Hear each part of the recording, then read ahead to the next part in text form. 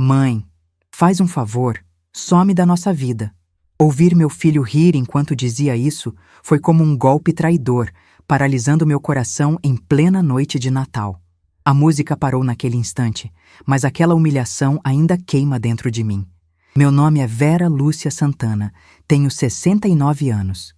E esta é a história de como transformei a arrogância deles em puro desespero, provando que, quando a matriarca some, a fortuna e o teto que eles tanto amam desaparecem junto. As palavras saíram da boca do meu filho Fernando como se fossem uma piada. Ele até riu. Tinha pedaços de tender entre os dentes, aquele sorriso largo e cruel que eu nunca tinha visto antes nele. Ou talvez sempre estivesse ali, e eu tenha fingido não ver durante 44 anos. A mesa da ceia de Natal estava impecável. Toalha branca de linho que eu mesma tinha passado naquela manhã. Guardanapos bordados à mão com motivos natalinos que levei semanas para terminar. Taças de cristal que pertenceram à minha mãe. Pratos da porcelana boa que eu só usava em ocasiões especiais. 23 pessoas reunidas na sala de jantar da minha casa. Meus 2 filhos, Fernando e Rodrigo. As esposas deles, Patrícia e Camila. Os 6 netos correndo entre as pernas da mesa. Cunhados, sobrinhos, alguns amigos da família. O cheiro do tender assado ainda perfumava o ar, misturado com o aroma adocicado da rabanada que esfriava no aparador. A farofa especial com bacon e uvas passas que eles adoravam desde crianças. O arroz à grega que eu tinha começado a preparar na véspera. 2 dias.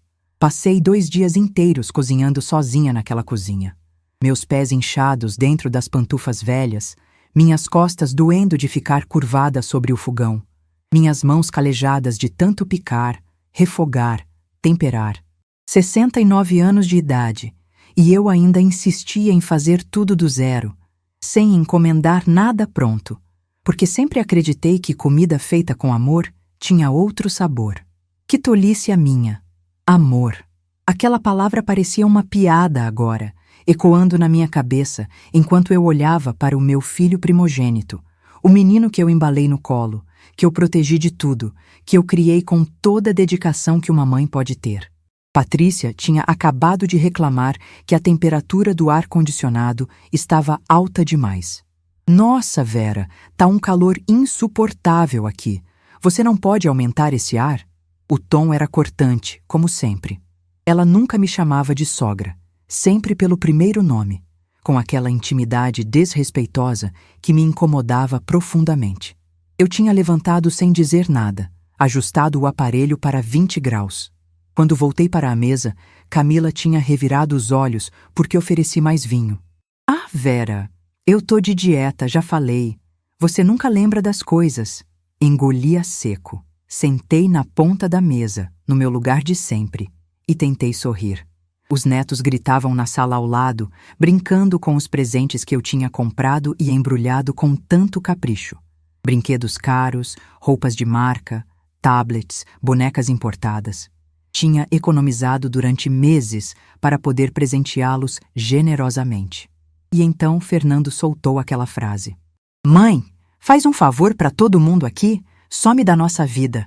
Algumas pessoas na mesa riram baixinho, pensando que era brincadeira. Outras fingiram não ouvir, concentrando-se nos pratos. Rodrigo, meu filho mais novo, não riu, mas também não me defendeu. Abaixou a cabeça, cortou mais um pedaço de peru, mastigou em silêncio. Esse silêncio dele doeu tanto quanto as palavras do irmão. Talvez até mais, porque o silêncio é uma escolha. É concordar sem ter coragem de verbalizar. É deixar a crueldade acontecer e lavar as mãos. Feito Pilatos. Senti o sangue subir para o rosto.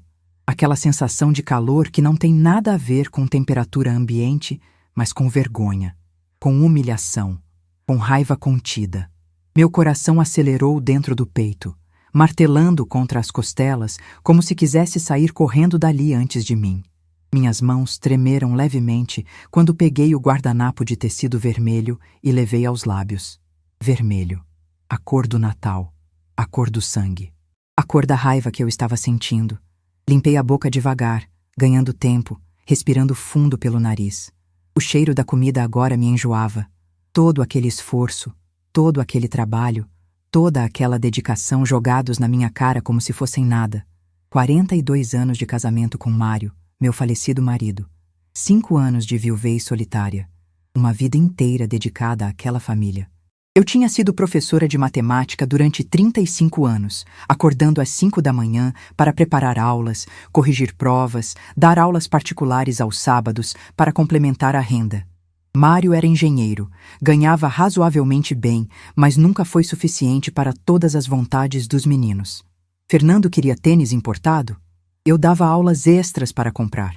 Rodrigo queria fazer intercâmbio? Eu economizava no mercado durante meses para pagar. As festas de 15 anos das namoradas deles, os carros que compramos quando fizeram 18, a ajuda para o primeiro apartamento do Fernando, a entrada da concessionária do Rodrigo. Tudo às custas do nosso suor, do nosso sacrifício. E agora ali estava eu, aos 69 anos, sendo humilhada na minha própria casa, na ceia que eu mesma preparei, cercada por pessoas que comiam da minha comida enquanto desejavam que eu sumisse.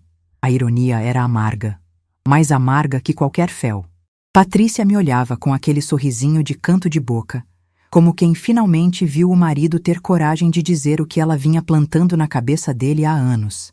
Ela sempre me achou antiquada, velha, ultrapassada, uma pedra no sapato da vida moderna e descolada que ela queria ter.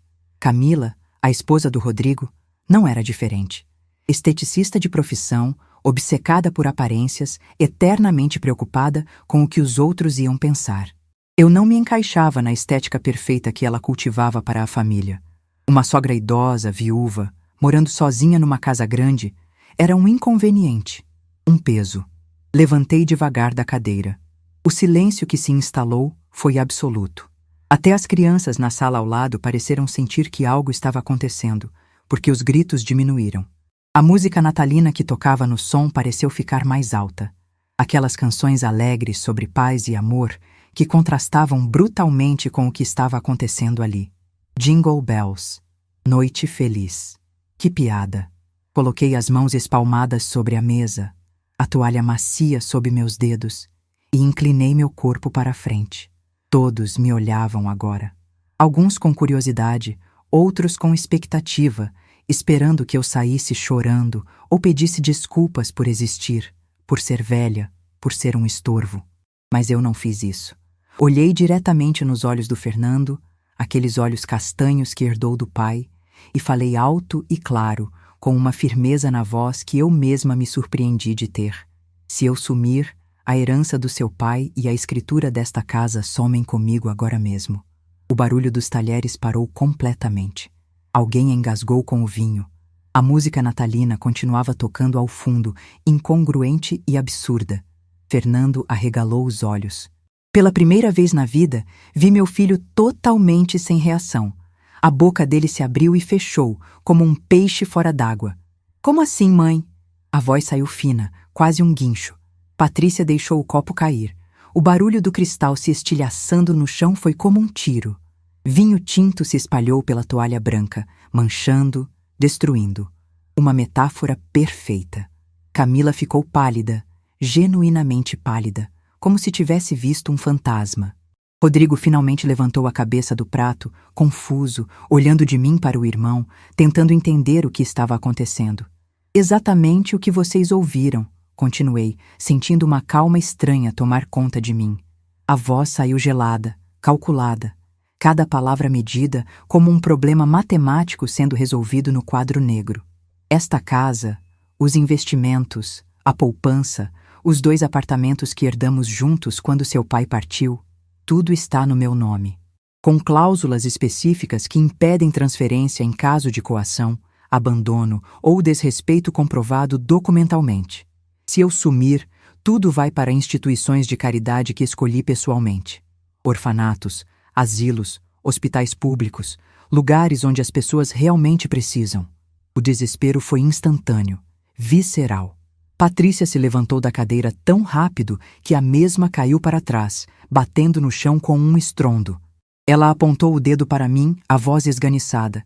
Isso não pode ser verdade. Isso é manipulação. Fernando, fala com ela. Fala com sua mãe. Fernando estava branco, não pálido, branco. A cor do papel, da parede, do fantasma, as mãos dele tremiam sobre a mesa. Mãe, que história é essa? O pai deixou a herança para os filhos também, não só para a senhora. Eu vi o testamento. Sorri. Um sorriso pequeno, triste, mas firme.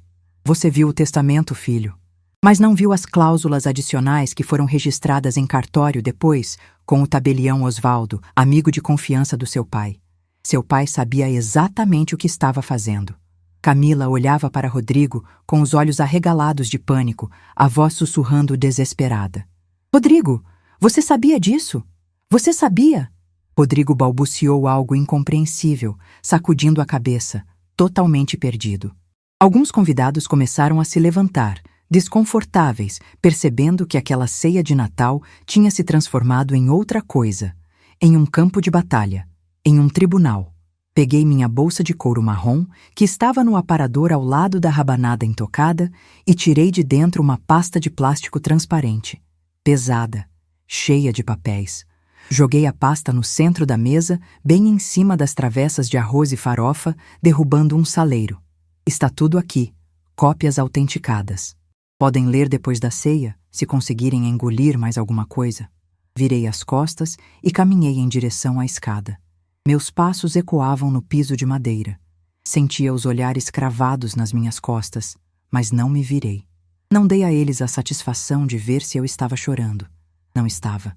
Subi cada degrau devagar, segurando no corrimão, minhas pernas tremendo não de fraqueza, mas de adrenalina, de algo que eu não sentia há anos.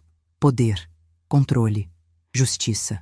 Entrei no meu quarto, o quarto que dividi com Mário durante décadas, o quarto onde chorei sozinha quando ele partiu, o quarto onde passei noites em claro, me perguntando se tinha sido boa mãe o suficiente.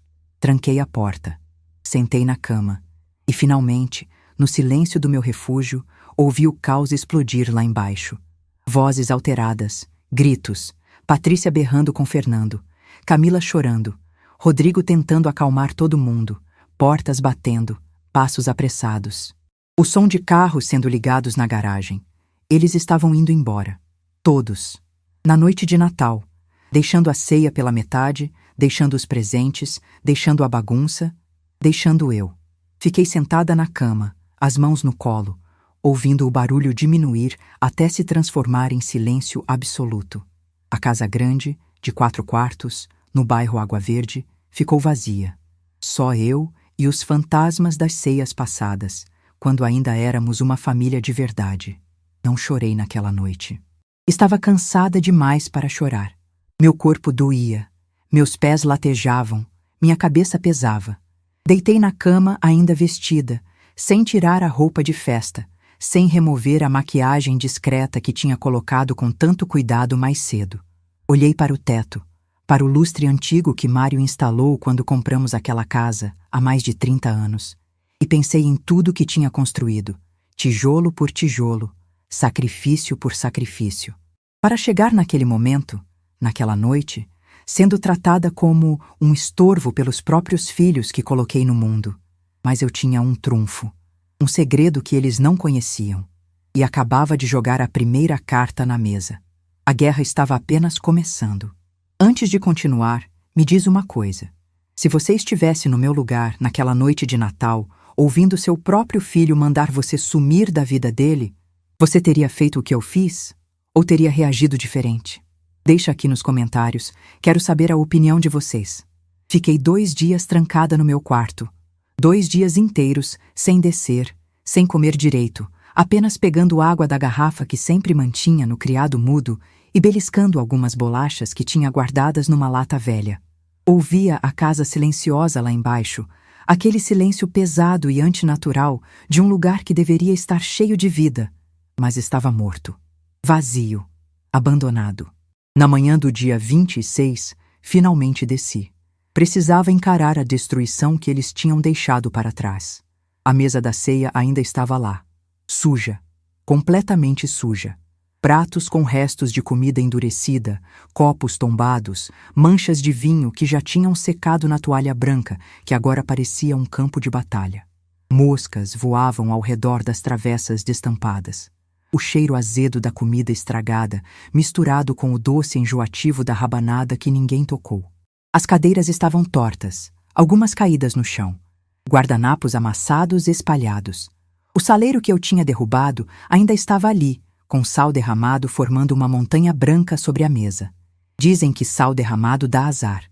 Será que poderia ficar pior do que já estava? Fui até a cozinha. A pia transbordava de panelas sujas, frigideiras engorduradas, formas de assar. Ninguém tinha lavado nada. Ninguém tinha guardado nada. Simplesmente foram embora e me deixaram com toda a sujeira, física e emocional. Enchi a pia com água quente e detergente. Vi a espuma se formar, aquelas bolhas iridescentes que refletiam a luz da janela. Comecei a lavar, uma peça por vez, metodicamente, como sempre fiz. Mãos dentro da água quente, esfregando, enxaguando, secando. O trabalho braçal me acalmava. Sempre acalmou. Era algo que eu podia controlar, algo que tinha começo, meio e fim previsível. Levei 3 horas para limpar tudo. A cozinha, a sala de jantar, a sala de estar onde os netos tinham deixado papel de presente rasgado e brinquedos esquecidos. Aspirei o chão, passei pano nos móveis, guardei a louça limpa nos armários. Quando terminei, a casa estava impecável novamente, como se nada tivesse acontecido. Mas algo tinha acontecido, e eu sabia que nunca mais seria a mesma. Sentei no sofá da sala, aquele sofá grande de tecido bege que compramos numa liquidação há 15 anos. As almofadas estavam tortas. Comecei a arrumá-las, batendo para tirar o pó, reposicionando. Foi quando senti algo duro embaixo de uma delas. Um celular. Peguei o aparelho, virei nas mãos. Era rosa ouro, com uma capinha cheia de glitter e um chaveirinho pendurado com a letra P. Patrícia. Ela tinha esquecido o celular na minha casa. Apertei o botão lateral. A tela acendeu. Desbloqueada. Sem senha. Olhei para aquela tela iluminada como se estivesse olhando para a porta de um lugar proibido. Eu não deveria. Não era certo. Invadir a privacidade de alguém era errado. Eu sempre ensinei isso aos meus filhos. Mas aquela mulher tinha acabado de conspirar para me expulsar da minha própria casa. Aquela mulher tinha virado meu filho contra mim. Será que ela merecia minha consideração moral? Abri o WhatsApp. A lista de conversas apareceu. Grupos da academia, conversas com clientes de personal trainer, mensagens da família dela. E lá, quase no topo, uma conversa com um contato salvo como K. Cunhada. Camila. Abri. E meu mundo desabou pela segunda vez em 48 horas. A primeira mensagem que vi tinha data de 3 semanas atrás. Eu li devagar, cada palavra entrando na minha mente como estilhaços de vidro. Cá, não aguento mais. Temos que dar um jeito na Vera. Ela tá ficando senil. Não dá pra deixar ela morando sozinha naquela casa enorme. Rolei a conversa para baixo. Tinha mais. Muito mais. Pois é, Pati. Aqui tá a mesma coisa. O Rodrigo não quer nem discutir o assunto, mas a gente precisa convencer eles. A velha tá atrapalhando nossa vida. Se a gente colocar ela num lar, a casa fica livre. Imagina só, podemos alugar aquele casarão, ou vender e dividir o dinheiro. São 4 quartos no Água Verde. Vale uma fortuna. Verdade. E o Fernando já tá quase convencido. Ele reclama direto que ela fica ligando pra ele, pedindo ajuda pra qualquer bobagem. Outro dia ligou só porque a lâmpada da cozinha queimou. A Vera é muito carente. Fica grudando nos netos, fazendo comida demais, dando presentes caros que a gente nem pediu. É meio sufocante, sabe? Minha mão tremeu. A tela ficou embaçada. Lágrimas. Finalmente as lágrimas vieram. Eu era sufocante, carente, senil. Um estorvo que precisava ser removido para liberar patrimônio. Continuei lendo, incapaz de parar, como quem assiste a um acidente de carro em câmera lenta. Havia prints de pesquisas do Google. Melhores asilos em Curitiba. Quanto custa lar de idosos? Como internar pessoa idosa contra a vontade? Prints de orçamentos. Casa de repouso solar do idoso. R$ 3.000 por mês. Residencial Harmonia da Terceira Idade. R$ 3.500. Vila dos Vovôs. 2.800. E então vi algo que me fez sentir náusea. Uma foto. Um documento fotografado do celular da Camila. Era um rascunho de procuração. Mal feito, provavelmente baixado da internet. No topo estava escrito: Procuração Pública. O texto dizia que eu, Vera Lúcia Santana, portadora do documento tal, em pleno gozo de minhas faculdades mentais, mentira descarada, nomeava meus filhos, Fernando Santana e Rodrigo Santana, como procuradores com plenos poderes para administrar meus bens, vender imóveis, movimentar contas bancárias e tomar decisões médicas em meu nome. Embaixo, uma mensagem da Camila. Achei esse modelo. A gente convence ela a assinar dizendo que é só para facilitar as coisas, caso ela precise de ajuda. Aí depois, a gente declara ela incapaz e interna. A resposta da Patrícia: perfeito, mas tem que ser rápido, antes que ela perceba. Sentei no chão.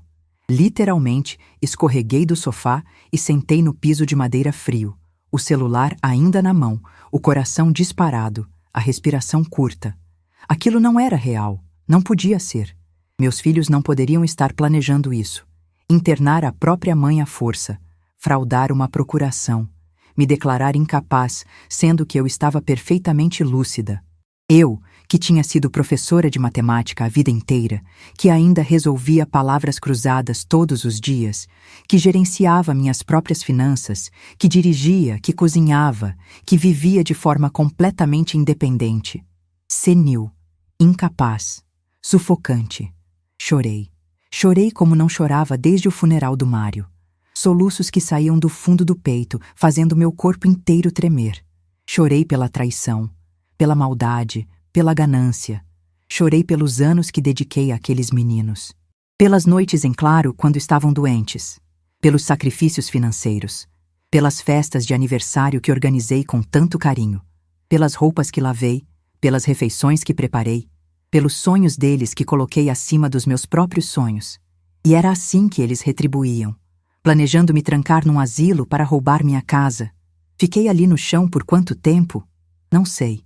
Até a dor física nas costas superar a dor emocional. Levantei devagar, apoiando-me no sofá. Olhei para o celular ainda na minha mão. E algo mudou dentro de mim.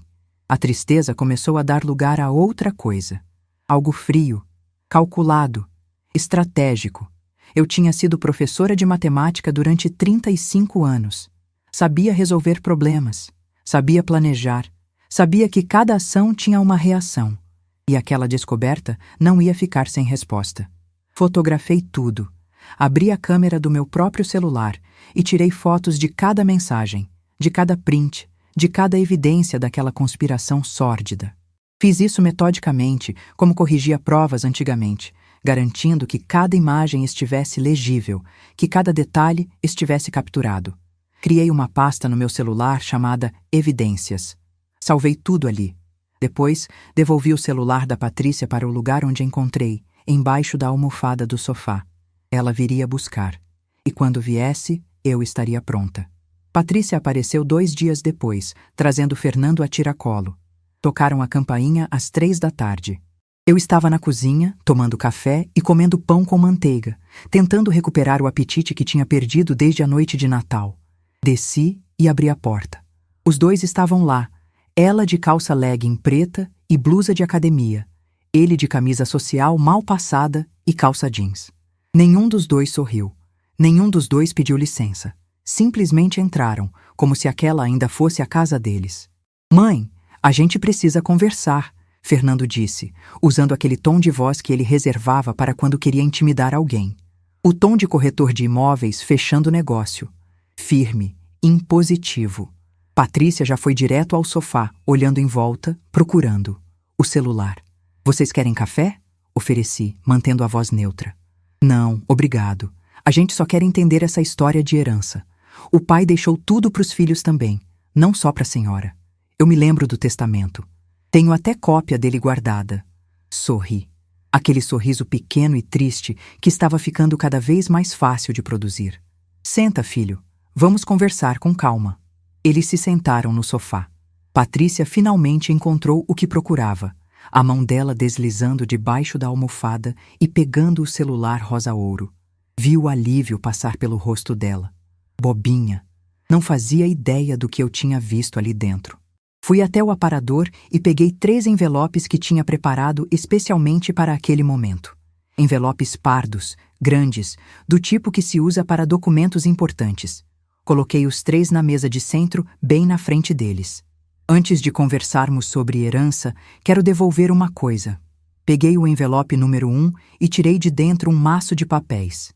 Eram as fotos que tirei do celular da Patrícia. Impressas, coloridas, nítidas. Espalhei as folhas na mesa como se fossem cartas de baralho. Patrícia ficou branca. Fernando pegou a primeira folha. Começou a ler. Vi a expressão dele mudar. Confusão. Choque. Raiva. Que história é essa, Patrícia? A voz dele saiu rouca. Ela tentou gaguejar uma resposta. Eu estava... Era só conversa, Fernando. Conversa de cunhada. A gente não ia fazer nada. Não ia fazer nada? Repeti, a voz gelada. Tinha até modelo de procuração, orçamento de asilo, pesquisa no Google sobre como me internar contra minha vontade. Vocês tinham um plano completo. Fernando continuou lendo folha após folha. Vi a raiva crescendo nele, mas não era raiva de mim. Era raiva dela, da esposa, da manipuladora. Você estava planejando isso há semanas, sem me contar direito, me fazendo de idiota? Patrícia se levantou, desesperada. Amor, não é assim. Eu só queria nosso bem. A gente podia usar o dinheiro da casa para investir em coisas melhores, para nossa família crescer. Tirando minha mãe da casa dela à força? Esse era o plano? Fernando jogou os papéis na mesa com raiva. Isso é doentio, Patrícia, doentio! Enquanto eles discutiam, peguei o envelope número 2. Abri com calma, saboreando o momento.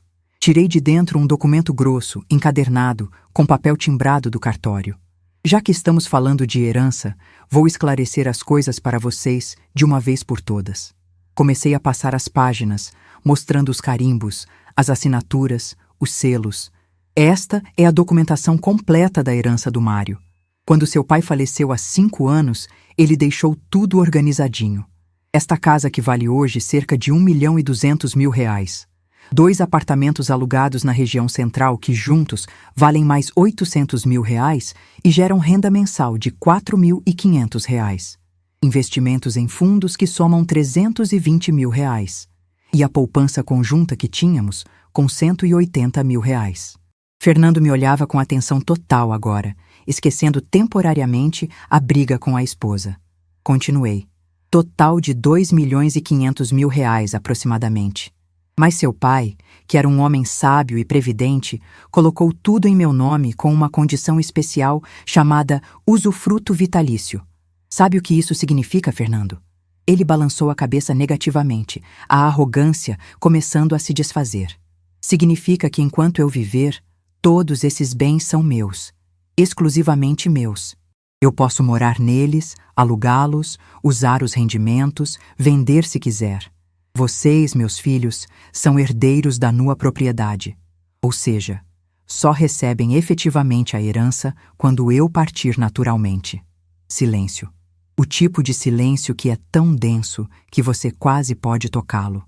Mas tem mais, continuei, virando outra página do documento. Seu pai incluiu cláusulas de segurança. Ele conhecia gente interesseira, filho. Trabalhou com imóveis durante anos. Viu famílias se destruindo por causa de herança. Então, ele estabeleceu que se, a qualquer momento, for comprovado que vocês tentaram me coagir, me declarar incapaz falsamente, me internar contra minha vontade ou me desrespeitar gravemente, vocês perdem automaticamente o direito à herança. Tudo vai para instituições de caridade previamente escolhidas por nós dois. Patrícia soltou um gemido. Fernando estava pálido, processando cada palavra. E tem uma coisa ainda melhor, eu disse, abrindo o envelope número 3. De dentro, tirei uma carta, manuscrita, com a letra que eu conhecia tão bem, a letra do Mário. Seu pai escreveu isto 6 meses antes de partir. Ele já estava doente, já sabia que não tinha muito tempo, e ele quis deixar registrado o porquê dessa decisão. Comecei a ler em voz alta. Meus filhos, se vocês estão lendo isto, é porque tentaram fazer algo contra sua mãe, algo que me decepcionaria profundamente. Organizei a herança desta forma para proteger a Vera, a mulher que dedicou a vida inteira a nós, que abriu mão dos próprios sonhos para realizar os nossos. Mas também quis proteger vocês de tomarem decisões ruins influenciados por pessoas erradas. A voz do Mário ecoava através das minhas palavras. Era como se ele estivesse ali na sala conosco. Sei que vocês são bons meninos no fundo, mas também sei que o mundo pode corromper. O dinheiro pode corromper. Por isso, estabeleci essas proteções. Se respeitarem sua mãe, cuidarem dela com dignidade até o fim dos dias dela, receberão tudo que construímos juntos. Mas, se a desprezarem, se a explorarem, se a tratarem como um estorvo, então não merecem nada. Simples assim. A escolha sempre foi de vocês. Com amor eterno, Mário. Dobrei a carta devagar. O silêncio era absoluto. Patrícia chorava, mas não de tristeza. De desespero, de perceber que tinha perdido. Fernando respirava pesadamente, as mãos tremendo. Coloquei todos os documentos de volta nos envelopes. Essas são cópias autenticadas.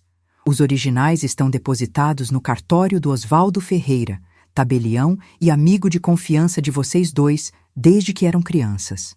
Lembram dele? Ele foi no aniversário de 15 anos do Fernando. E tem mais uma coisa. Peguei um último papel, uma declaração que tinha escrito à mão e reconhecido firma 2 dias antes.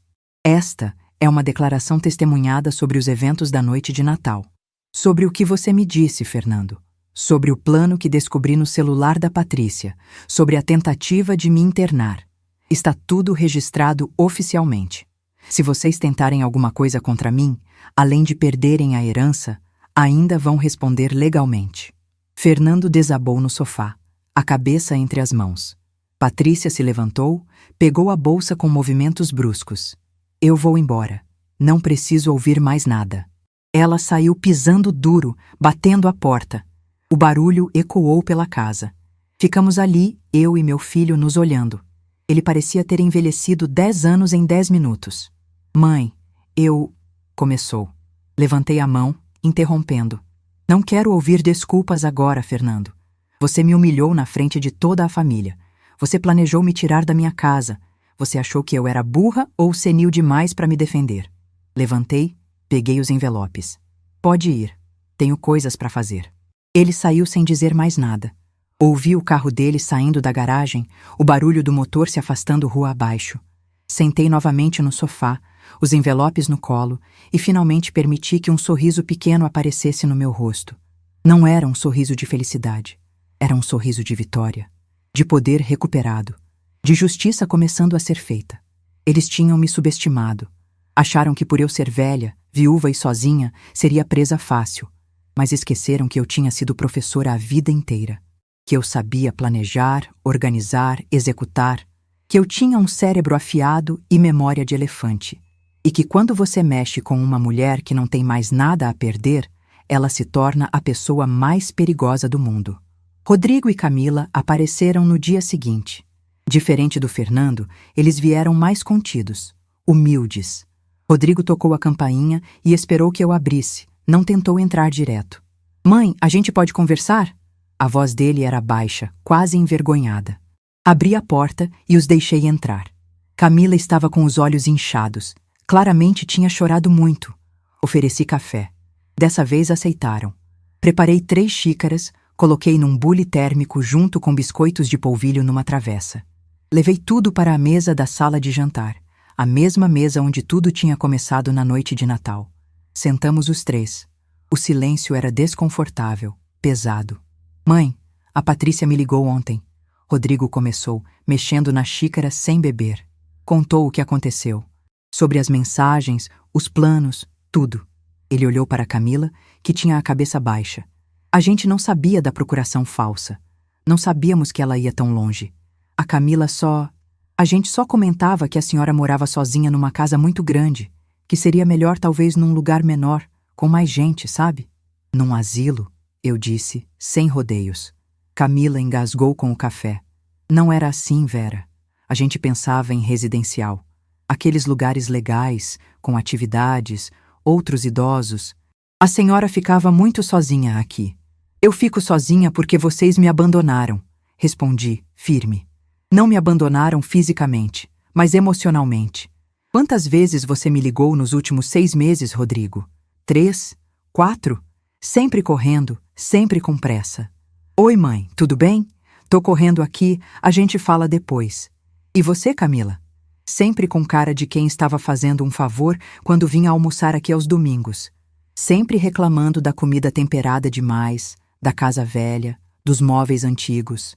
Rodrigo respirou fundo. A senhora tem razão, a gente se afastou, mas a Patrícia que ficava falando essas coisas na cabeça da Camila, sobre internar, sobre a casa valer muito dinheiro. Rodrigo, eu interrompi, não coloca toda a culpa na Patrícia. Você estava lá na noite de Natal. Ouviu seu irmão me dizer para sumir da vida de vocês. E o que você fez? Silêncio. Nada. Absolutamente nada. Você abaixou a cabeça e continuou comendo o tender que eu passei 2 dias preparando. Silêncio também é escolha, filho. É cumplicidade. Ele tinha lágrimas nos olhos agora. Camila chorava abertamente. A gente quer consertar, Vera. A gente quer ter a senhora de volta na nossa vida de verdade. Mas a herança... É verdade que a gente perde tudo? Olhei para ela com uma mistura de tristeza e firmeza. Depende. Do quê? Rodrigo perguntou ansioso. De vocês. Das escolhas que fizerem a partir de agora. Seu pai, meu marido, colocou aquelas cláusulas justamente para isso, para dar uma chance de vocês escolherem o caminho certo. Peguei os mesmos documentos que tinha mostrado ao Fernando e mostrei novamente, explicando cada parte, cada cláusula, cada consequência. Vi a cor sumindo dos rostos deles conforme entendiam a gravidade da situação. Mas tem algo que vocês precisam entender. Continuei, fechando a pasta de documentos. Eu não vou perdoar fácil. Não vou fingir que está tudo bem porque vocês vieram aqui chorar e pedir desculpas. Vocês podem continuar vindo me visitar nos almoços de domingo se quiserem.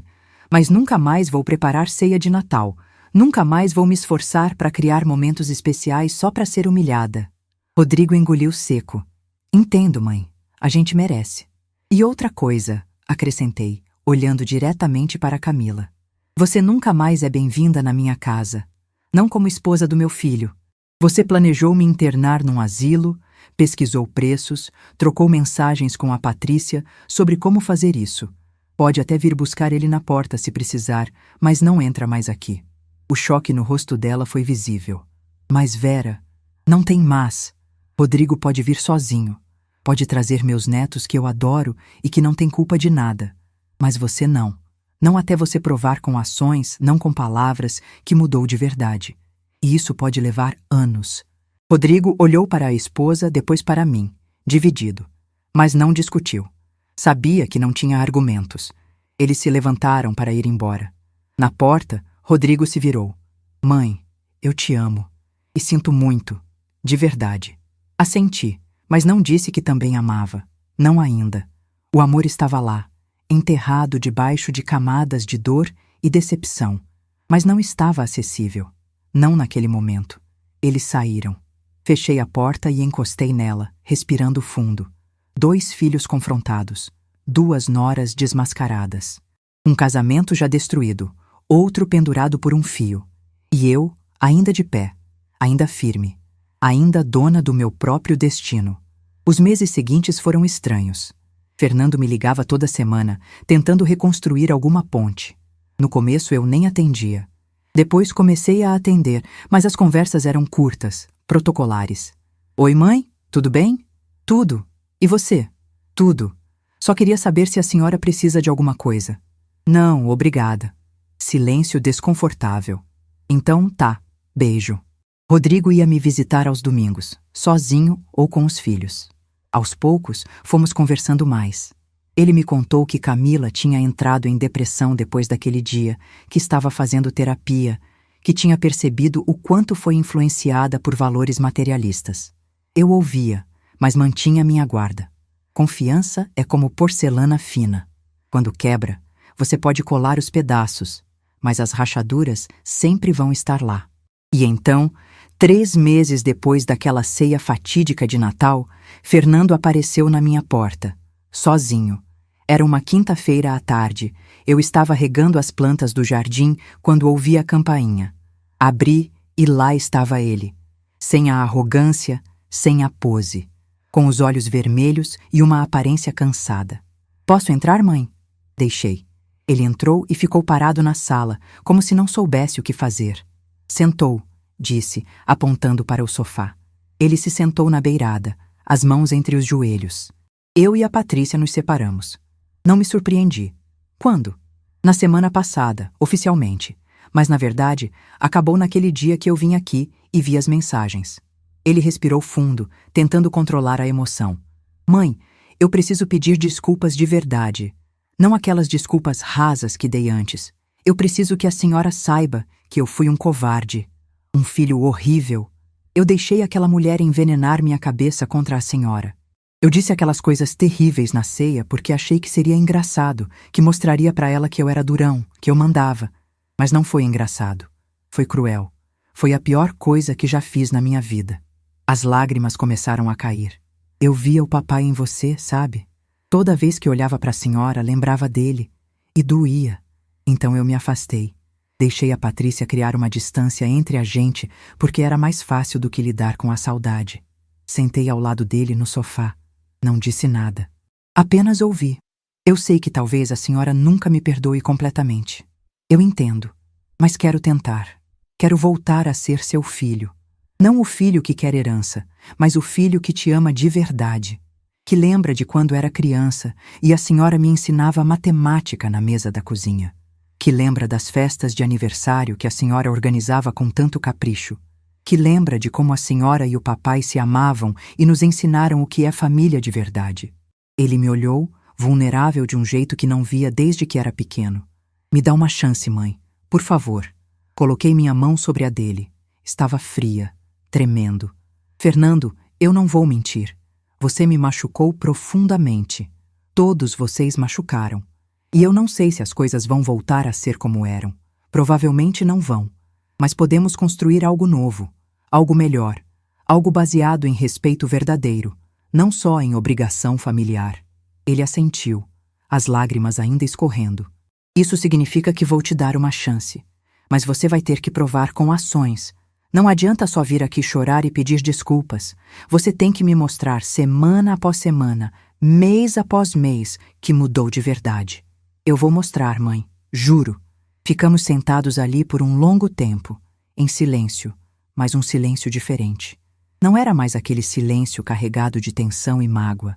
Era um silêncio de começo, de possibilidade, de algo sendo cuidadosamente reconstruído, tijolo por tijolo, assim como eu e Mário construímos tudo na nossa vida, com paciência, com esforço, com esperança de que o alicerce seria forte o suficiente dessa vez. 1 ano se passou desde aquela noite de Natal. 1 ano de reconstrução lenta e dolorosa, mas também de cura. Fernando cumpriu sua promessa. Aparecia toda semana, não só para visitas rápidas, mas para realmente estar presente.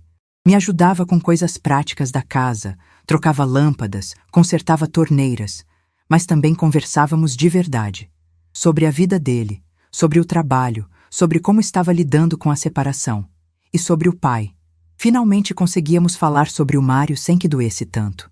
Lembrávamos dele com amor, com saudade boa, com gratidão. Rodrigo continuou vindo aos domingos com os netos. Camila nunca mais entrou na minha casa, conforme estabeleci. No começo, ela ficava no carro esperando. Depois começou a ir para a casa da mãe dela enquanto eles me visitavam. Não sei se ela mudou de verdade ou apenas aprendeu a esconder melhor suas intenções.